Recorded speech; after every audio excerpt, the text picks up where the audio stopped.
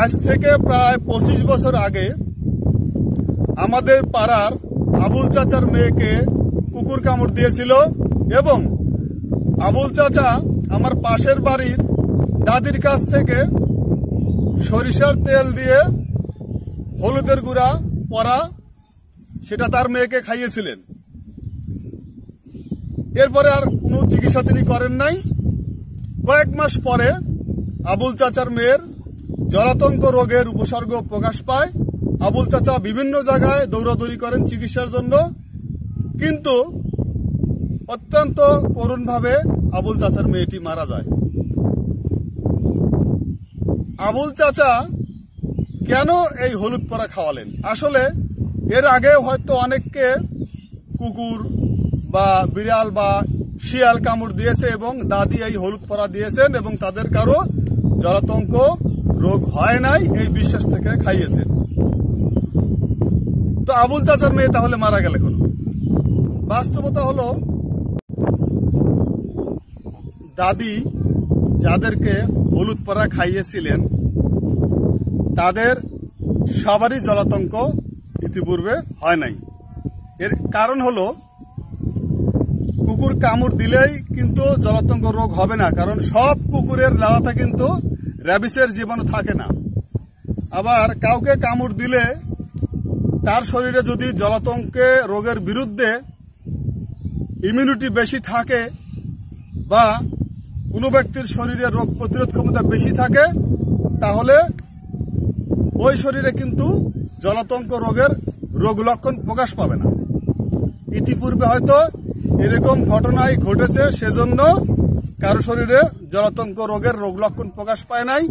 কিন্তু আবুল চাচার মেয়ে যেহেতু ছোট ছিল, তার শরীরে রোগ প্রতিরোধ ক্ষমতা কম থাকার কারণে সে জলাতঙ্ক রোগে আক্রান্ত হয়ে মারা যায়।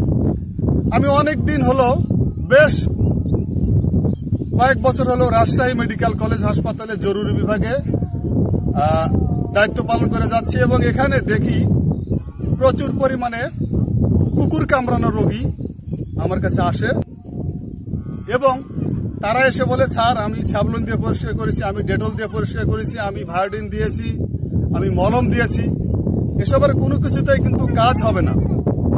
কারণ কুকুর কামড় দিলে যে জায়গাটাতে জীবাণুগুলো থাকবে শরীরের, ওই জায়গায় ধ্বংস করার একমাত্র কার্যকরী উপায় হলো কাপড় কাচার সাবান পানি দিয়ে ওই জায়গাটাকে 15 থেকে 20 মিনিট পরিষ্কার করতে হবে। জলাতঙ্কের যে জীবাণু র্যাবিস ভাইরাস, এই জীবাণুর চারপাশে লাইপোপ্রোটিনের একটা আবরণ থাকে। সাবান পানি দিয়ে যদি পরিষ্কার করা যায় তাহলে র্যাবিস ভাইরাসের চারপাশের ওই আবরণটা নষ্ট হয়ে যায় এবং সে আর রোগ তৈরি করতে পারে না মানবদেহে। অর্থাৎ প্রায় 80 থেকে 90% রোগ তৈরি হওয়ার ঝুঁকি সাবান পানি দিয়ে পরিষ্কার করার কারণে কিন্তু কমে যায়। এরপরে আপনি যাবেন চিকিৎসকের কাছে, তিনি আপনাদের ভ্যাকসিন দিবেন। তো বাংলাদেশের প্রেক্ষিতে কুকুর, বিড়াল, শিয়াল, বানর, বেজি এবং বাদুর, মোটামুটি এই 6টা প্রাণীর কামড়ে আমরা সাধারণত ভ্যাকসিন দিয়ে থাকি। এগুলোর লালাতে জলাতঙ্কের জীবাণু থাকার চান্স সবচেয়ে বেশি। তবে খরগোশ, কাঠবিড়ালি বা ইঁদুর, এগুলোর কামড়ে কিন্তু সাধারণত, বা গুইসাপ, এদের কামড়ে সাধারণত জলাতঙ্ক রোগ হয় না। কামড় দিলে ভ্যাকসিন দেওয়ার দরকার নেই। অনেক সময় অনেকে এসে বলেন যে আচ্ছা মানুষ কামড় দিয়েছে, ভ্যাকসিন দেওয়া লাগবে না। আসলে মানুষের কামড়ে বিষ থাকে না, মানুষের কথায় বিষ থাকে। মানুষ কামড় দিলে হয়তো আপনি সঙ্গে সঙ্গে ব্যথা পেতে পারেন, কিন্তু এর বিষ দীর্ঘস্থায়ী হবে না। কিন্তু মানুষের কথার বিষ এমনই বেশি, যুগ যুগ ধরে মানুষের কথার বিষ আপনার শরীর এবং মনে কাজ করতে থাকবে। সেই বিষ থেকে কিভাবে বাঁচতে পারেন সে উপায় খুঁজতে পারেন।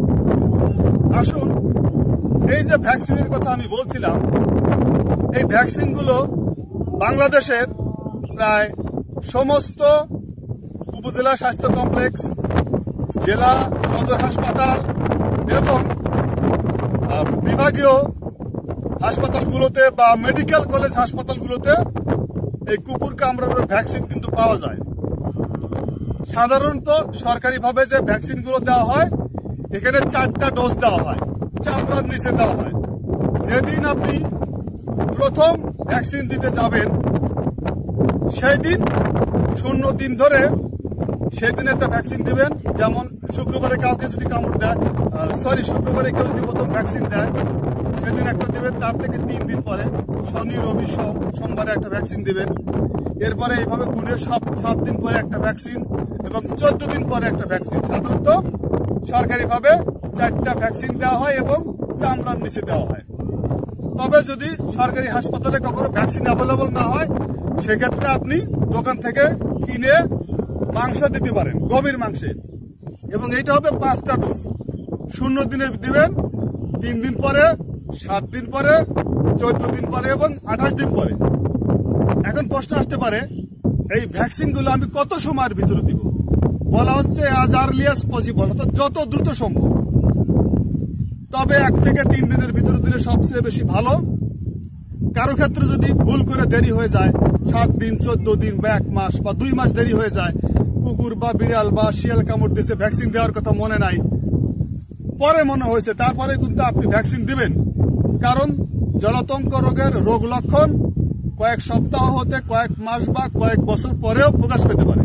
কার শরীরে কতদিন পরে জলাতঙ্ক রোগের লক্ষণ প্রকাশ পাবে সেটা বলা যায় না। সুতরাং দেরিও যদি হয়ে যায় ভুল করে, যখন আপনার মনে হবে তখন থেকে ভ্যাকসিন দেওয়া শুরু করবেন। এই ভ্যাকসিনগুলো দোকানে যদি কেনেন তাহলে র্যাবিপুর বা র্যাবিক্স ভিসি বিভিন্ন নামে পাওয়া যেতে পারে। জলাতঙ্ক রোগের জীবাণুগুলো সাধারণত যেইখানে কামড় দেয় সেখান থেকে স্থানীয় কন্ট্যাক্টের মাধ্যমে আপনার শরীরের টিস্যুতে ঢুকে যায় এবং সেখান থেকে নার্ভের মাধ্যমে ব্রেনে চলে যায় এবং ইতিমধ্যে এরা কিন্তু রেপ্লিকেশন বা বংশবিস্তার করতে থাকে এবং বংশবিস্তার করা সম্পন্ন হলে এরা ব্রেন থেকে আবার গলায় চলে আসে জীবাণুগুলো।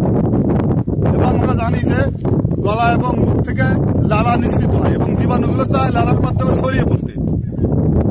এই রোগ লক্ষণ প্রকাশ পাওয়ার পরে রোগী যখন পানি খেতে যায় তখন গলার ভিতরে স্পাজম হয়, রোগীর পানি খেতে কষ্ট হয়, সেজন্য রোগী পানি খেতে চায় না, জল দেখলে আতঙ্কে ভোগে এবং এই জন্য এই রোগটিকে আমরা জলাতঙ্ক রোগ বলে থাকি। সুতরাং কুকুর কামড় দিলে কোনো ক্রমেই কোনো কবরেজি চিকিৎসা নেবেন না। প্রথমেই সাবান দিয়ে, কাপড় কাচার সাবান দিয়ে 15 থেকে 20 মিনিট পরিষ্কার করবেন। এরপরে চিকিৎসকের কাছে যাবেন এবং ভ্যাকসিন দিবেন। কারণ পৃথিবীতে যত মানুষের জলাতঙ্ক রোগের রোগ লক্ষণ প্রকাশ পেয়েছে এদের মধ্যে এ যাবৎ মাত্র 1জন ব্যক্তি জলাতঙ্ক রোগ থেকে বেঁচে উঠেছেন। তাও ওই ব্যক্তি 75 দিন আইসিইউতে ছিলেন, কোমায় ছিলেন। এরপরে তার শরীরের ন্যাচারাল ইমিউনিটি গ্রো করেছে র্যাবিসের বিরুদ্ধে, তারপরে তিনি রোগ থেকে রক্ষা পেয়েছেন। সুতরাং জলাতঙ্ক রোগের রোগ লক্ষণ প্রকাশ পেলে কোনোভাবেই আপনি সেখান থেকে বাঁচতে পারবেন না। জলাতঙ্ককে অবশ্যই ভয় করে চলবেন এবং কুকুর, বিড়াল অথবা এই যে র্যাবিস অ্যানিমালগুলো বললাম এগুলো কামড় দিলে সঙ্গে সঙ্গে সতর্ক থাকবেন এবং নিজেকে সহ আপনার আত্মীয় এবং পরিবার পরিজন চারিপাশের সবাইকে সতর্ক করবেন, সুরক্ষিত থাকবেন।